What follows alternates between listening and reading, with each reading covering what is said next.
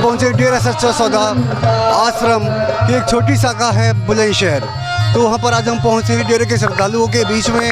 यहाँ पर मैं देख पा रहा हूँ कि काफ़ी सारी साध संगत मतलब काफ़ी सारे लोग आए हुए हैं और यहाँ पर लिखा हुआ है कि फूड बैंक, यानी कि डेरा सच्चा सौदा 137 मानवता भलाई का कार्य करता रहा है, जिनमें से एक कार्य आज यहाँ के लोग यहाँ की साध संगत कर रही है।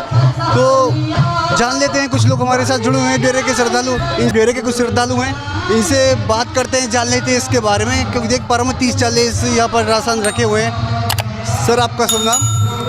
मेरा नाम मोमराज सिंह इंसान। सर ये जो राशन वितरण कर रहे हैं आप, ये किस लिए कर रहे हैं? ये राशन वितरण इसलिए कर रहे हैं, आज परमपिता सासाराम जी महाराज का जन्मदिन है और उसी के उपलक्ष्य में आज हम ये राशन वितरण कर रहे हैं जी। जैसा कि संत जी इस समाज के बीच में नहीं है, उसके बाद भी आप ये कार्य कर रहे हैं, ऐसा क्यों? संत जी समाज के बीच में नहीं है, संत जी तो समाज के बीच में ही हैं, लेकिन कुछ कारणवश जो हमारे राजनीति है उसकी बस, लेकिन जो हमें 137 कार्य जो सतगुरु ने बताए हैं, पढ़ाए हैं, हमें बताया है, चलाया है कि मानवता की सेवा करनी है। मानवता की सेवा के लिए 137 कार्य जो साध संगत करती है, जो डेरा सच्चा सौदा की साध संगत करती है और सासाराम जी ग्रीन वेलफेयर विंग की तरफ से ये कार्य चलते हैं जी। तो ये तो परमानेंट चलते थे, चलते हैं और चलते ही रहेंगे। जब भी हर महीने हर दिन कोई ना कोई कार्य साध संगत डेरे सच्चा सौदा करती ही रहती है। ये जो कार्य कर रहे हैं यहाँ पर, ये कार्य हो रहा है कहीं और भी हो रहा है? ये लगभग सभी जगह आज कोई ना कोई कार्यक्रम है। किसी का कोई फूड बैंक का है, कोई कहीं मास्क वितरण का है, कहीं जो गरीब बच्चों के लिए जो गर्म कपड़े हैं उनका है। हर जगह कोई ना कोई कार्य स्टेम चल रहा है जी। ये जो शिक्षा दी गई है, ये शिक्षा आपके लिए किसने दी है? ये शिक्षा हमें डॉक्टर संत गुरमीत राम रहीम सिंह इंसान ने दी है ये शिक्षा, और उन्हीं की प्रेरणा से ये सब सेवाएं चलती हैं जी। तो ये साध संगत करती रहती है। जैसा कि अभी आपने बताया है कि डेरा सच्चा सौदा 137 मानवता भलाई के कार्य करता रहा है, और जो गुरु इतने अच्छे कार्य कर रहे हैं इस समाज के लिए, तो उनके दुश्मन कौन हो सकते हैं? उनके दुश्मन क्या, ये बड़ी बातें हैं। दुनिया में लड़ाई ही दो हैं, एक ही लड़ाई है काल और दयाल की, जो हम अपने तरीके से मानते हैं। काल यानी नेगेटिव पावर और दयाल जो सतगुरु यानी भगवान।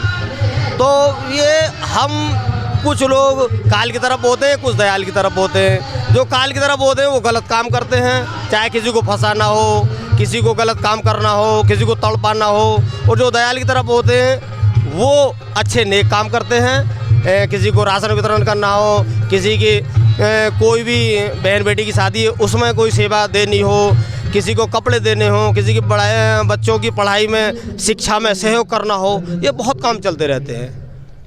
तो डेरा सच्चा सौदा में जो कार्य किए जाते हैं, इसके लिए पैसा कहाँ से आता है? इसके लिए पैसा भाई जी साध संगत अपनी हक हलाल की कमाई में से, जो हमारी हक हलाल की कमाई अपनी जो होती है उसमें से साध संगत चंदा करती है।